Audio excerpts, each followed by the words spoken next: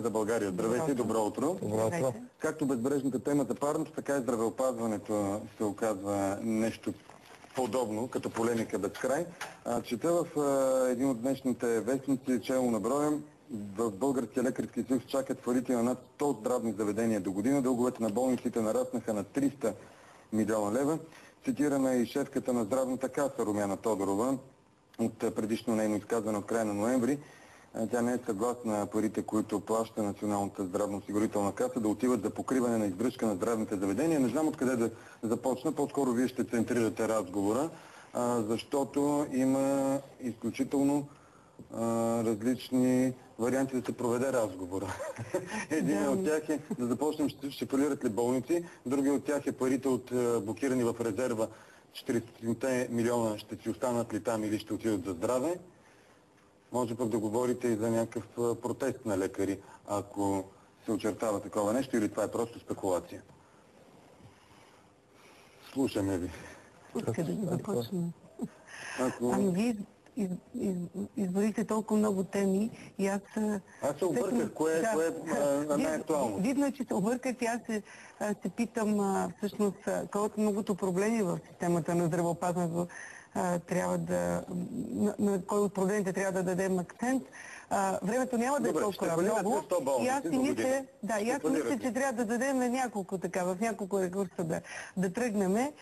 И понеже започнахте с фалита на болниците, знаете ли, аз не съм привърженичка, разбира се, на тази категорична, на това категорично мнение и на това съждение, защото значи има два момента. Или да кажем да, ще фалират, или не, няма да фалират. И кое казвате, кой е момент? Ами, при всички случаи аз ще кажа не, няма да фалират. Защо? Защото няма такава държава, в която здравната система да подходи по този начин, да затвори здравни заведения и да тръгне в тази посока и да гарантира в кавички здравеопазването на хората на базата на затворени здравни заведения. Доцент Щерев, този въпрос ще бъдат ли закрити толкова болници или това е? Болниците няма да фалират, това защото първо една болница има тежка процедура по нейния фалит. И фалита на една болница не означава също така затварянето й.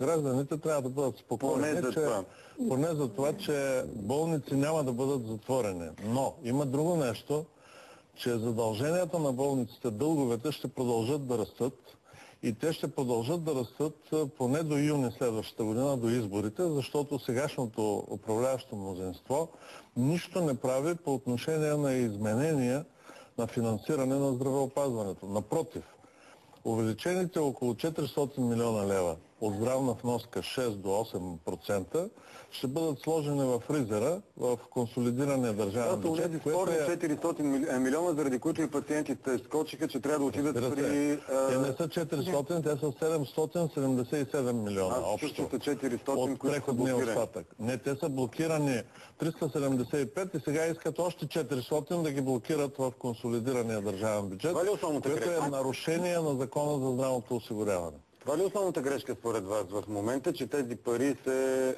блокират и това е в нарушение на закона? Първо, в момента от публични средства за здравеопазване, в нашето здравеопазване се плаща около 50-55%. Всичко останало плащат гражданите от джоба си. Това е непосилна цена за българските граждани. Тоест, публичните средства за здравеопазване трябва да се увеличат, за да може да намалее процента на доплащане. Да чуем, доктор Станкова, съгласни ли сте с този извод и заключение? Значи тази тема, която касае финансирането на здравеопазването, разбира се, че е в основата на процесите, които текат. Аз си мисля, че сега в края на другата седмица, гласувайки бюджета с това отлагане и между прочим една от темите за отлагането, един от проблемите, които касаеше това преразглеждане на бюджета, беше именно и тези 401 милиона.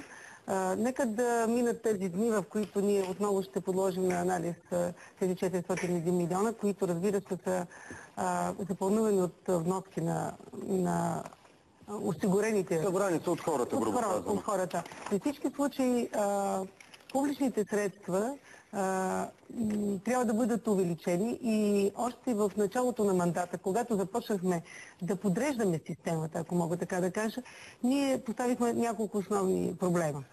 Първият основен проблем беше за Националната здравна стратегия. Аз бих сложила преди нея информационната система и тук мястото, нека да направим един бърз прочит на това, което се случи все пак, защото то все пак се случва и продължава да се случва.